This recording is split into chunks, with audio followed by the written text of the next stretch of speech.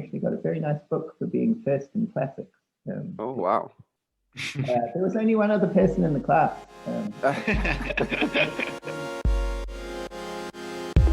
Hello, everyone, and welcome back to another episode of Thoughts. Today, we're thrilled to be joined by Dr. Simon Hope, who is a lecturer at the University of Stirling. Simon works in moral and political philosophy, specifically on the importance of imperfect duties and on considerations of accessibility in the exchange of moral reasons. We dive deep into the intersection of morality and political philosophy, culminating in the seemingly universal ideal of human rights. Do we really require the idea of human rights to guide us in our understanding of justice? And how can one understand justice if not by the actions that we ourselves perform? Here are some thoughts on political philosophy as practical philosophy.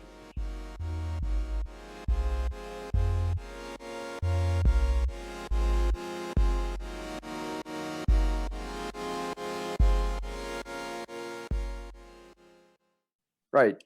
Simon, welcome on the show. Thank you. It's great to have you here.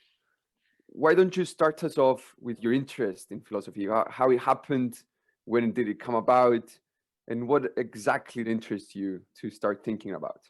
I took it as an undergraduate. I mean, I went to a small rural school in New Zealand, so philosophy wasn't something that you did. And I started doing it, and then I didn't really stop. What really hooked me, I think, was a module that involved thinking through some Maori moral concepts. Because up until that point, I was doing philosophy, but I was pretty sure I knew what was right and what was wrong. You know, I was an angry animal rights activist and so on. But then really being pushed out of my comfort zone, having to try and think about culturally alien concepts and how one might make sense of them, really that's when I really got into philosophy. I realized that philosophy is not just kind of working out what you already think is right, but being outside of your comfort zone and really having to sort of think something through in it. And that's where the difficult, but all the really interesting stuff is. Philippa Foot says somewhere that you ask a philosopher a question and after they've talked for a bit, you don't understand your question anymore. And when I first read that, I thought, oh, that's a bit glib, but actually I think that's fundamentally true. It's only once I started sort of asking questions and then realizing I didn't understand the questions that I got really hooked on philosophy and then just kept going.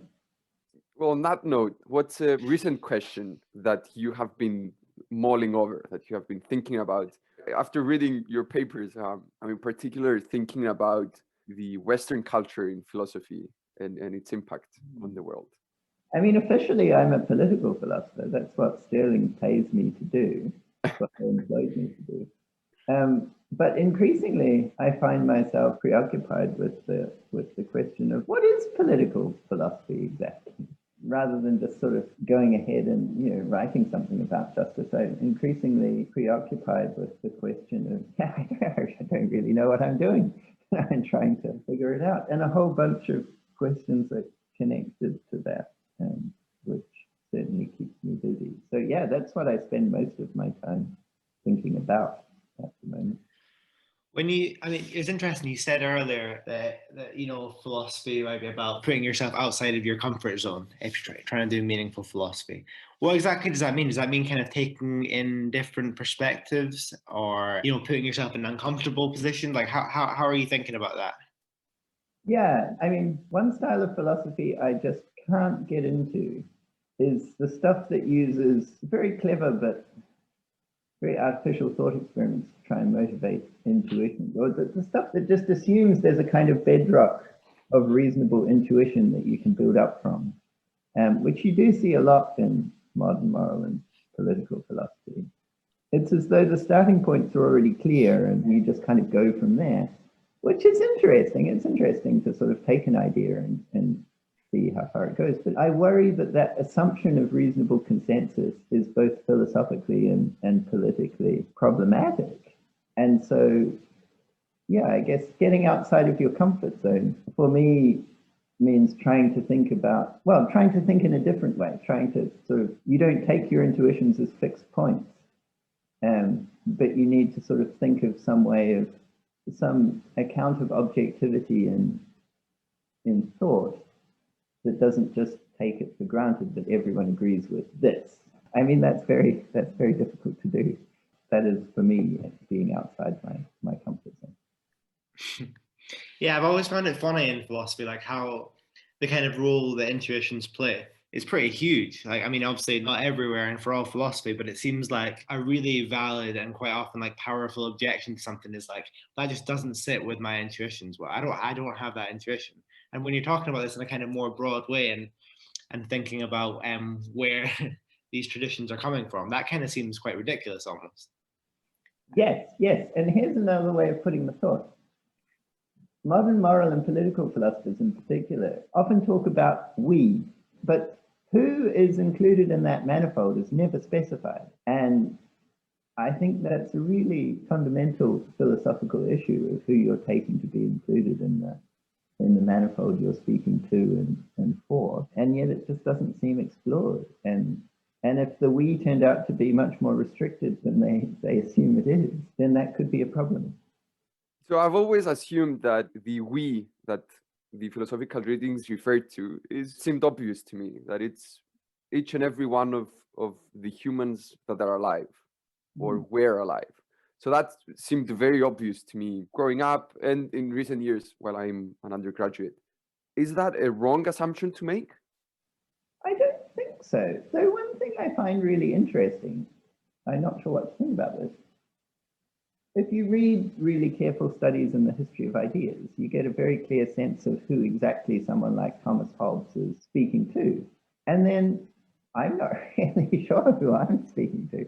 You know, Hobbes is Leviathan is a response to the engagement controversy in, interregnum England. But Baron Kant's got his concerns about the state of Prussia and Europe and so on. And Aristotle's got his concerns about civic life in Athens. And it's not clear to me who modern philosophers take themselves to be talking to. But yes, in one sense, I mean, if it's good philosophy, if it's universal, then in a sense it speaks to everyone, or rather it aims to speak to everyone.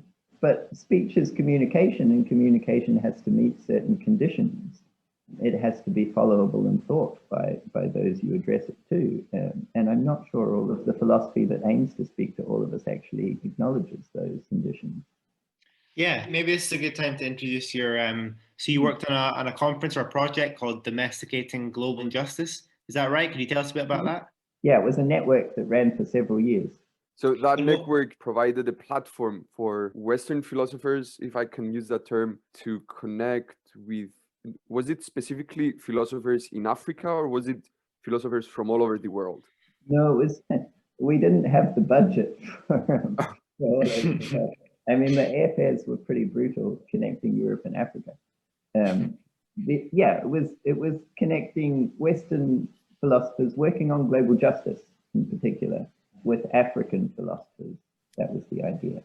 And my understanding was the thought behind that was that, correct me if I'm wrong, but like that Western academic institutions kind of spend a lot of time theorizing about global issues and trying to come up with global principles, but that really that's coming from quite a narrow sort of specific context and framework, and that it might be better informed or be kind of developed by including truly more global context, I suppose, to kind of bring them to the fore. Yes, that's right. I mean, it was started by my friend Katrin Flickschuh at the LSE, who has a wonderful book saying that perhaps we don't understand the problem of global justice because the literature in the mainstream journals typically takes concepts familiar from our domestic settings and just transfers it to the global setting without really interrogating whether that application is appropriate.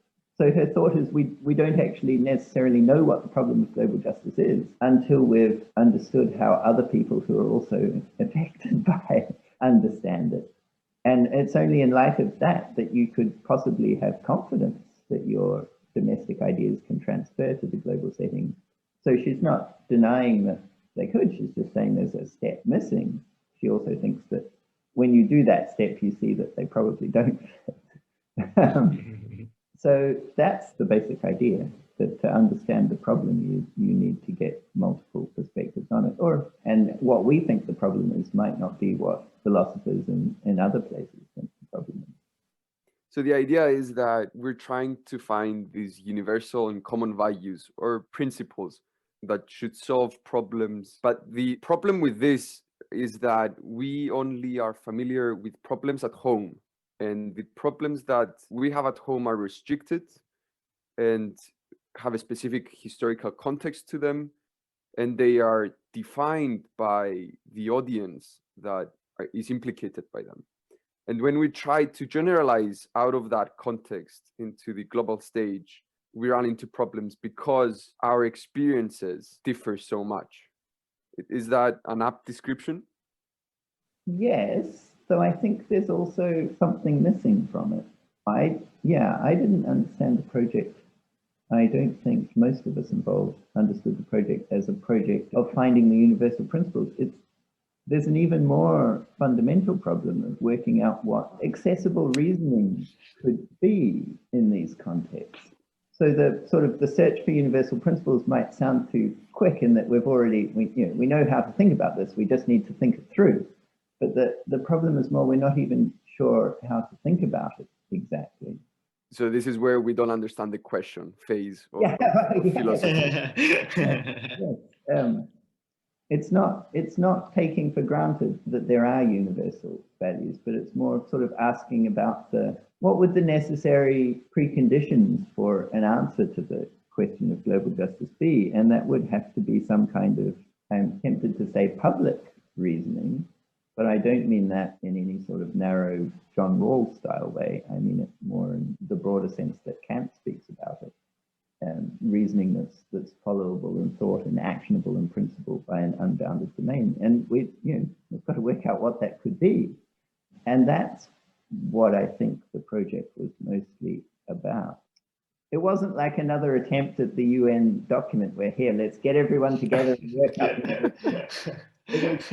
Let's get everyone together and see what possibilities there are for talking to each other. And I don't think everyone in the project was even committed to the idea of coming up with universal principles at the end. There were some who thought that perhaps something more contextual or relativist might be the way to go. So yeah, we disagreed about that. So yeah, that's what the project was. It was really just a kind of a first step to try and get those connections going. The question now, I think, is what did you take out of this project? How did your thinking going into the project change as you came out of the project? Oh man, that's a huge question. So one thing I took out of it, actually, this is probably the most immediate thing. I'm not really sure why I was in the project, to be honest. I'm not any kind of big name, but one thing I sort of took into the project was I'm pretty familiar with what it is to live in attempting to decolonize society in the South Pacific. But Africa was not on anyone's radar. Like my friends in Maori studies at the University of Auckland looked to North America and Australia, because I guess the context is kind of broadly similar for their intellectual connections.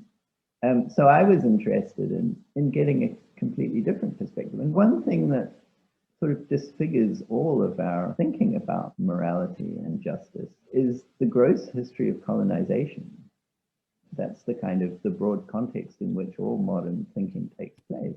And one thing I took out of the network is that it's very difficult to generalize about the injustices of colonization. There's so myriad and complex and played out in very different ways in very different places. I hope this isn't too much of a sidetrack.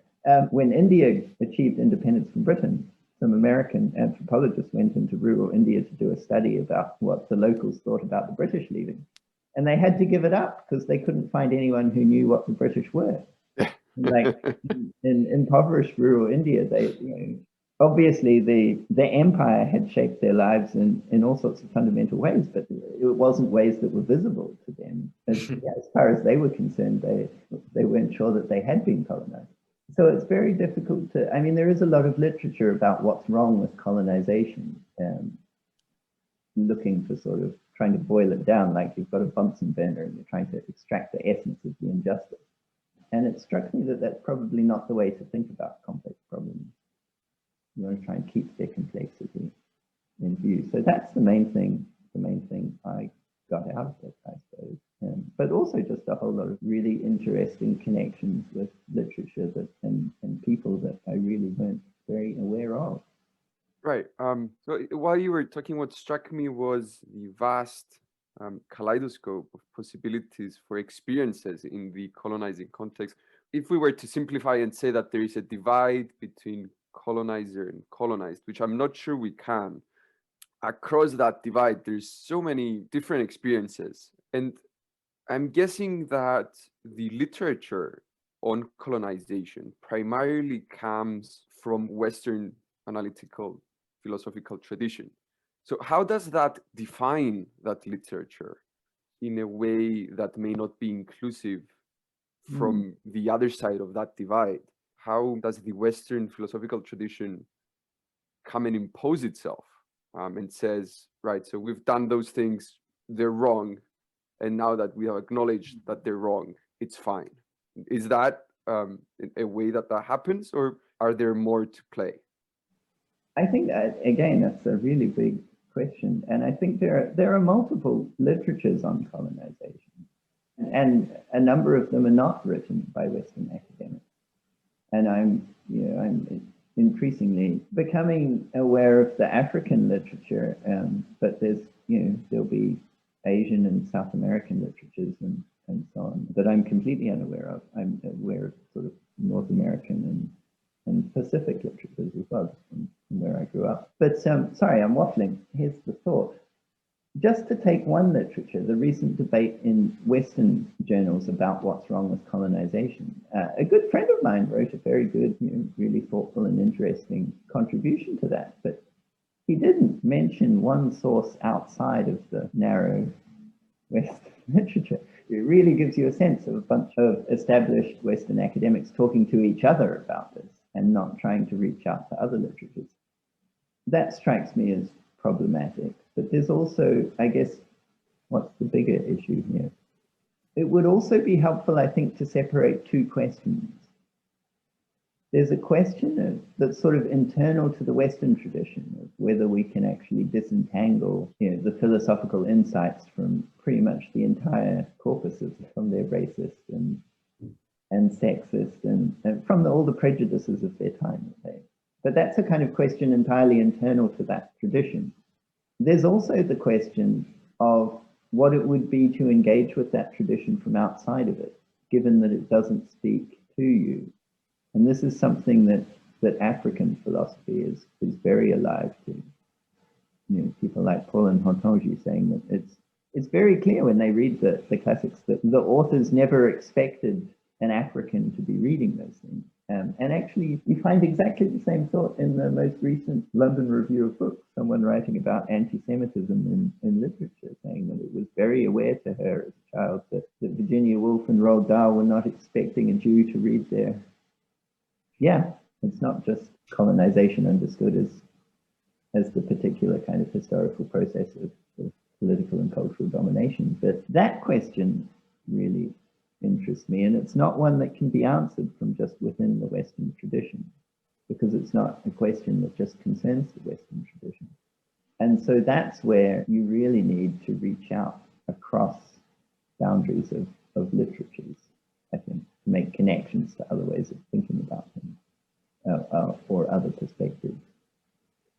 I mean, I wonder if you could say more about what you think the kind of constructive ways forward are then, because I think one question would be, and it's not a critical question, but I mean, one question is just, well, aside from maybe pulling in a couple of different, slightly more varied sources, let's say, what every individual person who's writing a paper on one of these issues or someone who's giving a talk, what you think would be a good first step even? I'm not expecting you to solve all the issues with the answer to this question, but yeah, what do you think about it? I know exactly what you mean. And yeah, you don't want to just be negative and say it's hard and difficult. So I guess two things. One, certainly don't assume that the discussion begins and ends in philosophy and public affairs and ethics and the other mainstream journals. It's definitely worth trying to investigate other sources, but also, I guess, the other thing where I think maybe productive thought could start is thinking about what it would be for someone to engage with what you're saying, given the cultural and political context might not be the same as yours. That would be the most important first step, I think. And that will also mean thinking about, well, sort of drawing on philosophers who have stuff to say about how we might reason with others, rather than just assuming that we all start from a common point.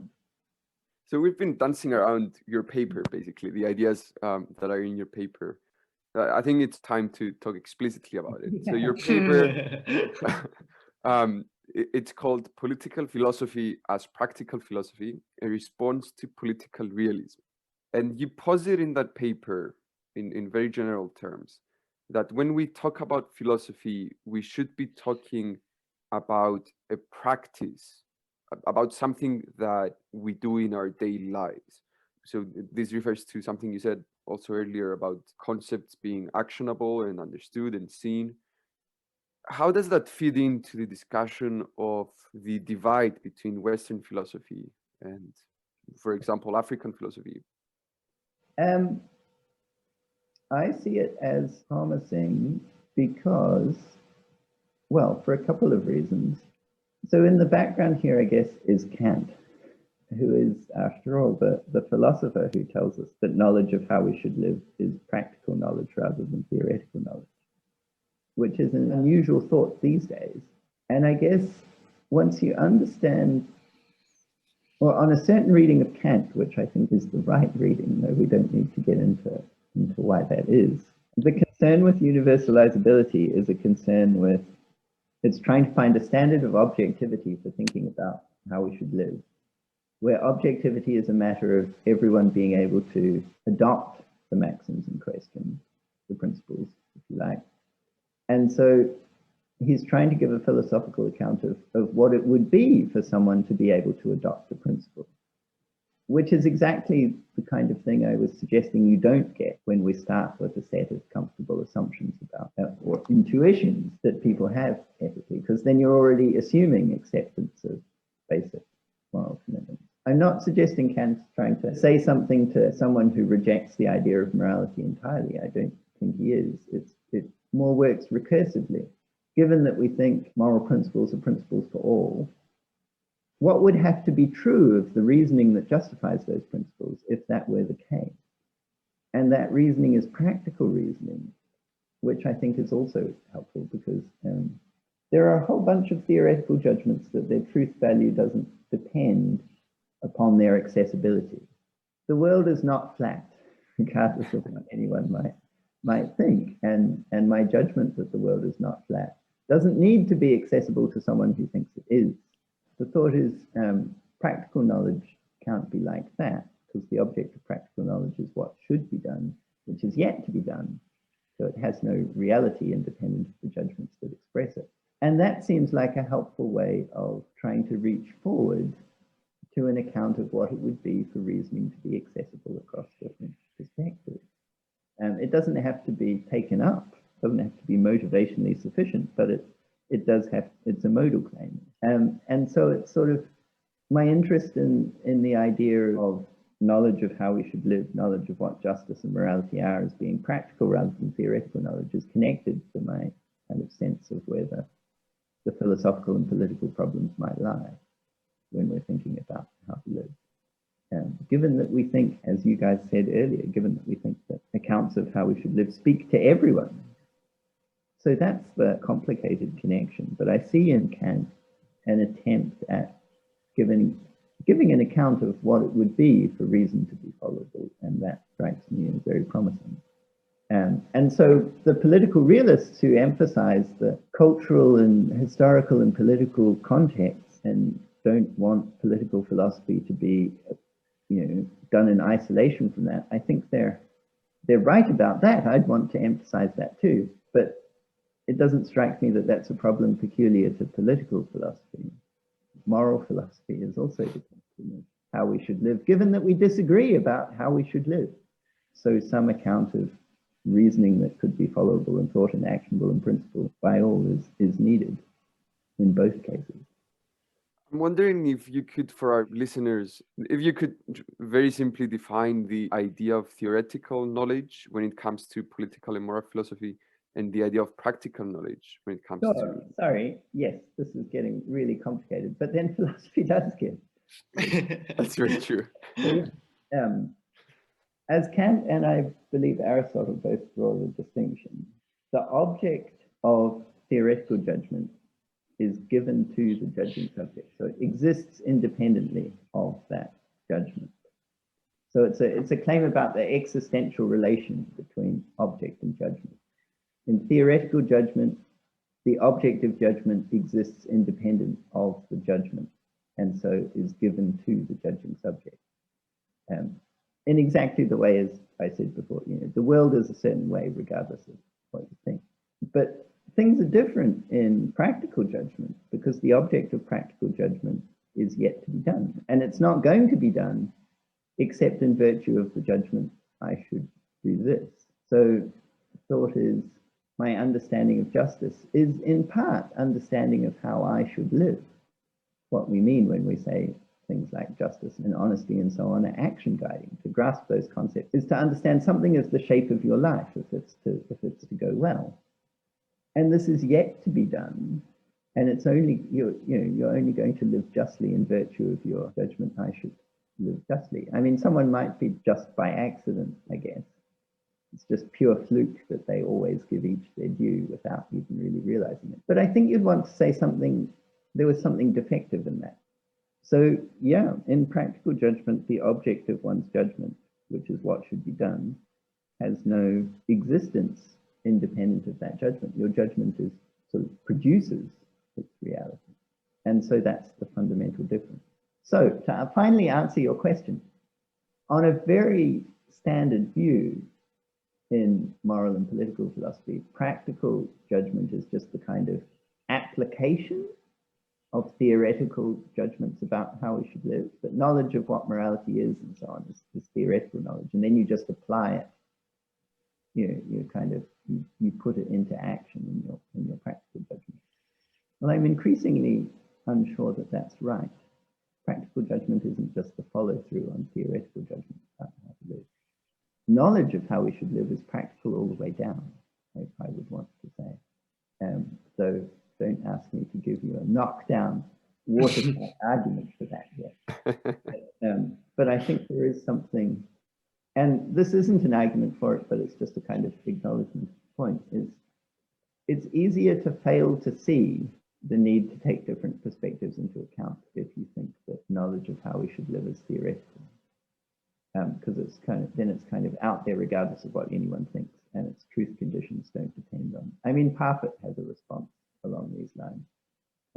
He says, surely the question is what's true, not whether people can take it up. And no, I think those are exactly the same question. Your conditions of practical truth require that it's followable in thought and actionable in principle. That's the only way you get a kind of universalizable practical judgment. What I find interesting about that is that the question, surely what's true, seems to lose a lot of its bite when we're talking about practical knowledge, because the truth value of practical knowledge, if I've understood this correctly, depends on the way we construct or in the way we understand this knowledge and in the way that we create this reality. When I was reading your paper, what I found really motivating to an extent was when you were describing how the personal is political, how the political can't only be about how we reach conclusions between different groups or between groups amongst themselves. And if I can read a bit of that description that you gave, which I found really apt and quite poetic, if I may say so.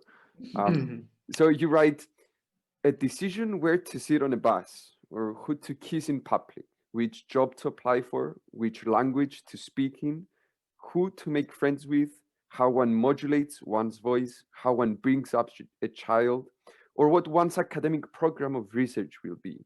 These are all contributions, either supportive or subversive, to the modes of legitimation operative in public life. I found that quite beautiful. But what if I understood it as well, what you're trying to say is that every personal action that we take comes from a practical understanding or a sort of practical knowledge of how we should live, of how we answer the question, how should we live, or how should we guide our lives, how should we organize ourselves. So do our everyday lives blend into the question of how we reach decisions? And if so, how should we think about what guides our lives? Yeah, I don't know the answer to that question. I'm sorry. It's such a good question. They do. I think they have to. I mean, yeah, there's a lot to say in response, but I'll try and be really quick. So one way they have to, I think, this is a point John McDowell makes a lot, and I think he's absolutely right, that all thinking depends on an inherited kind of set of concepts and an understanding of the world that's culturally and historically particular. I mean, that must be right. That's the kind of creatures we are. It's human nature to have a culture, and there aren't that many cultural universals. So that's one way in which it impacts. And also the question of which concepts I can embrace then depends on which concepts I already embrace. Well, sometimes in history with disastrous effect. Enlarging, if you want, or shifting of the conceptual boundaries is something that couldn't be immediate. It had to be worked through and thought through and worked out. And so, yeah, what kind of concepts you're capable of embracing depends on what concepts you already have access to, which is not to say that you necessarily, kind of live by those concepts, but at least you've kind of got them within your horizon, if you like. And that horizon can expand the more perspectives you take on. So these are all ways in which the everyday stuff impact on our thinking. But I wouldn't want to go as far as someone like Bernard Williams and think that good reasoning has to connect motivationally with all of that stuff. For me, the connection would be modal rather than motivational. But yeah, I mean, and sorry, just to get back to the political stuff, how we think about that strikes me as very political as well. The thought was all of these things kind of subvert or support existing power relations. Also, yeah, sometimes in subverting them open up different kind of ways of thinking about things that might also subvert or support power relations. So yeah, it's all political. That's the best I can do, I think, to answer your question. I'm not sure if I did answer your question though. I think I'm going to ask a follow-up to sure. kind of tease out some intuitions. So I guess an opposing view to the one you're taking is the idea, and this will have, I guess it's grounded on the idea that practical knowledge flows from theoretical knowledge that we discussed before. So an opposing view would be, well, we experience reality, and so the assumptions we make about that reality do have objective truth values. So the earth isn't flat, the table is made out of wood, and so on, until you come to a point where you base complex structures on something more fundamental, like the world is not a flat surface, but it's a sphere, and so on. So if we constructed it in such a way, then it would seem that the conclusion would be that there are indeed truth values about how we should live, and that with the discovery of modern science, we do have a conceptual framework that is inclusive and that is understanding and that supports kind of an ethical or a moral or a political outlook. Is that quite true? Could somebody construct it in such a way as to draw conclusions from the history of the world that we ascribe to it now and kind of say that it's not really about how we construct it ourselves, it's about how we act in response to these facts, to these complex structures? Does that make sense? And how would you respond to that from your standpoint? Yeah, to be perfectly honest, I don't know how to do the philosophy that would justify that kind of. I guess it's a sort of a robust moral realism about moral properties being in the world. So I'd be negative on that front. I don't know how you could do it, which might seem like an incredibly arrogant thing to say, because obviously lots of people try. But also, I guess, I'd want to know if we also think that these moral standards are action guiding. I'd want to know how the connection kind of runs there. Is it just that, well, if only you thought about this in the right way, if only you saw it clearly, then it would be action guiding. Okay, that looks impractical to me. And action guidance surely has to be practical. I mean, there's a lot more to say here. I'm being very crude, but I realize I also need to be concise. Yeah, that seems an impractical answer. And so you could give up the action guiding claim. Someone like Jerry Cohen seems to do that. Principles of justice tell us what to do, but actually that isn't really what they do. They tell us what justice is, and if you can't do it, then that doesn't change the fact about what justice is. I find that really hard to get my head around. And someone could be interested in what justice is without having any interest in acting justly. I'm sure that can't be true. I'm sure you failed to understand something about what justice is if you don't think it makes claims upon your action. You don't think it's action guiding. So those are the two points I'd worry about. Sorry, just to be clear there on that, like, I find that really interesting, but would that mean that on your view, it would be literally like theoretically impossible to fully understand and grasp what, for example, some principles of justice are, and for it to be totally disconnected in a motivational sense from kind of enacting that in your everyday life? You've either not fully understood it, not fully done all the work, or what would the other side of that be? I don't even know. But it's like there's a necessary connection there, right? If you're fully understanding it, grasping it, and doing the philosophy in that sense. Yes, I think so.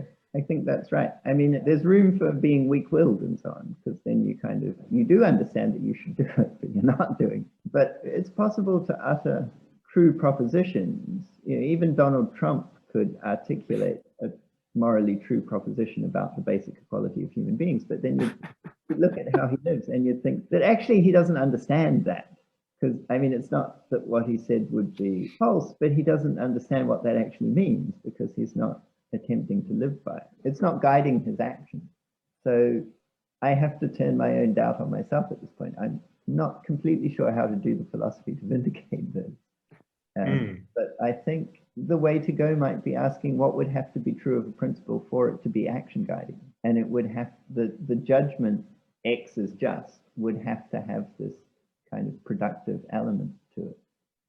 Yeah, I was just thinking, would one worry be there if you figured out that what justice involved, like because of the state the world was in now, just as a kind of historical fact, and if because of a bunch of complicated reasons, the world was in such a state that enacting justice or even making steps towards that, it seems possible to me that our philosophy could reveal something about what was needed to get us closer to justice that was just so unbelievably difficult as to be almost practically impossible. And that would maybe be theoretically impossible on your view. Does that make sense? You see what I'm kind of... Yeah, I think you would have lost your concept at that point. Yeah. There's a wonderful book by Jonathan Lear called Radical Hope about how the Crow in North America lost their ethical concept when they were moved onto a reservation, because it no longer became, I mean, they could understand what it was to act with honor. That was, hunting the buffalo and killing the Sioux and taking their scalps. But none of that was possible anymore. And so even though they could still make sense of their history, practical thinking is prospective. It's concerned with what's yet to be done.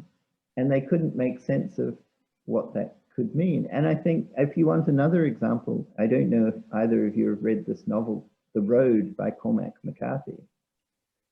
I've actually never read it. I've heard of it. Yeah, there's a film with Aragorn from Lord of the Rings in it, but the book is good. The book is amazing. The man is in a post-apocalyptic wasteland trying to bring up his son well, but he's no longer clear. I mean, what could it mean to act justly when the environment's completely destroyed and everyone you meet is trying to kill and eat you? What is it going to do with you? I mean, you might be able to give an account of what in better times that would mean, but that world is gone and it's not coming back. So it provides no action guidance now. So the man is kind of losing his grip. And I would say, if we think justice is action guiding, it would not be possible. It cannot be possible to give an account of what justice is in a world where it would be impossible to manifest that in what we do. We would be disoriented with respect to justice. We wouldn't know what we were doing when we tried to act justly. It would provide no guidance. If you want to give up the action guiding claim, then fine. Yeah. I've got nothing to say to you then, but that's different. Yeah, but hardly anyone does want to give up the action. So yeah. No, that's really interesting, really. Unfortunately, I think we've run out of time, so I think we're going to have to wrap up there. But thank you so much. That was really, really interesting. Thanks for coming on the show today. Thank you for all the questions. And sorry, I didn't do a very good job of answering them concisely, but they were just really big and demanding questions. So thank you. No, not at all. That was amazing. Thanks so much.